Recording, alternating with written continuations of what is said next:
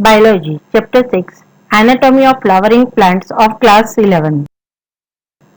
Secondary growth. An increase in the girth or diameter in plants is called secondary growth.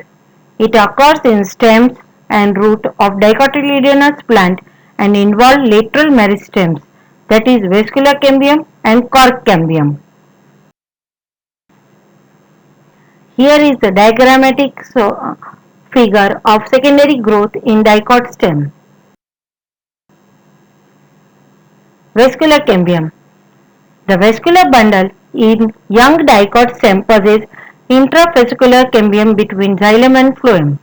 The medullary cells between intravascular cambium become meristematic and form the intervascular cambium. Thus, a continuous ring of cambium is formed. The vascular cambium produces secondary xylem on the inner side, that is towards the center, and secondary phloem on the outer side, that is towards the periphery. At places, the cambium forms the secondary medullary rays. The wood in a tree is actually a secondary xylem. Secondary growth in dicot stem diagrammatically stages in transverse view.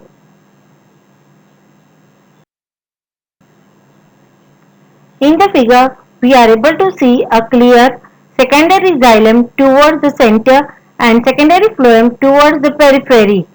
Pith is present and cambium ring is differentiating secondary phloem and xylem. Here is dicot stem secondary growth well underway.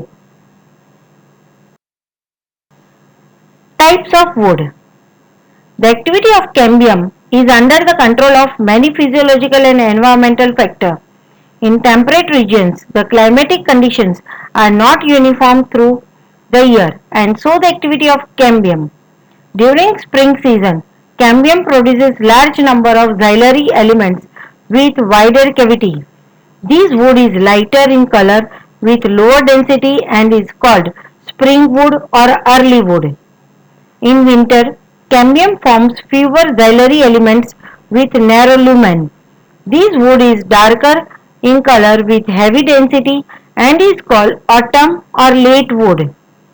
The two kinds of woods that appear as alternate concentric rings constitute an annual ring. The annual rings seen in a cut stem give an estimate of the age of the tree. Here is a figure which shows autumn versus spring wood. Autumn wood, they are dark narrow circles, while spring wood lighter wider circles.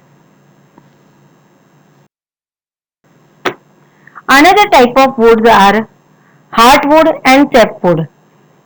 In old trees, the central part of wood, secondary xylem, become dark brown due to deposition of organic compounds like tannins, resins, oils, gums, aromatic substances and essential oils, and is called heartwood. It does not conduct water but provides only mechanical support to the stem. The peripheral region of the wood is lighter in color and is known as sapwood. It is involved in the conduction of water and minerals in the plants.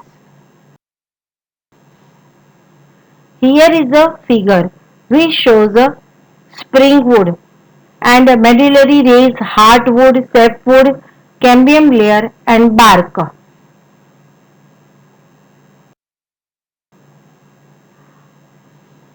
In this figure, we are able to see all the types of wood: early wood, late wood, heartwood, sapwood, and the rings which differentiate, and it can be estimated from the rings the age of the plant. Cork cambium. Cork cambium or phloem develops in the cortex region. When the epidermis of stem get broken due to increase in girth due to the activity of vascular cambium. The cork cambium produces cork or phloem on the outer side and secondary cortex or phloem on the inner side. The cork cells have deposition of suberin and are impervious to plant. and the cells of the secondary cortex are parenchymatous. The phylogen, phloem and phylloderm are collectively constitute a new protective layer of cells called periderm. In short, we can say periderm is equal to phloem plus phylloderm plus phylogen.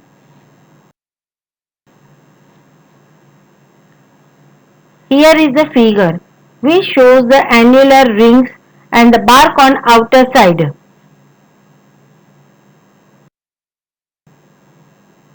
Plant growth. Stem secondary growth.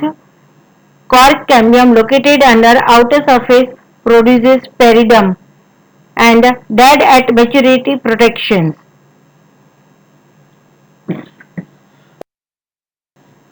Lenticels.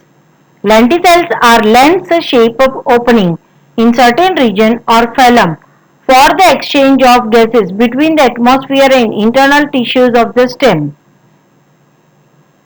It have complementary cells. Bark. Bark is a non-technical term that refers to all tissues exterior to the vascular cambium. It includes a number of tissues such as secondary phloem, cortex and periderm. The bark formed early in the season is called early or soft bark, and that formed towards the end of the season is referred as late or hard bark. Secondary growth in dicot root. Secondary growth in dicot root occurs by the activity of vascular cambium and cork cambium, which are completely secondary in origin. The vascular cambium originates from conjunctive tissue located just below the phloem bundles, a portion of perisacal tissue above the protoxylem, forming a wavy ring which becomes circular. The cork cambium develops from the cell of perisacal. The further events are similar to that described for secondary growth of dicot stem. Secondary growth also occurs in stems and roots of gymnosperms. It does not occur in monocotyledonous plants. Here is different stages of secondary growth in a typical dicot root. Thank you.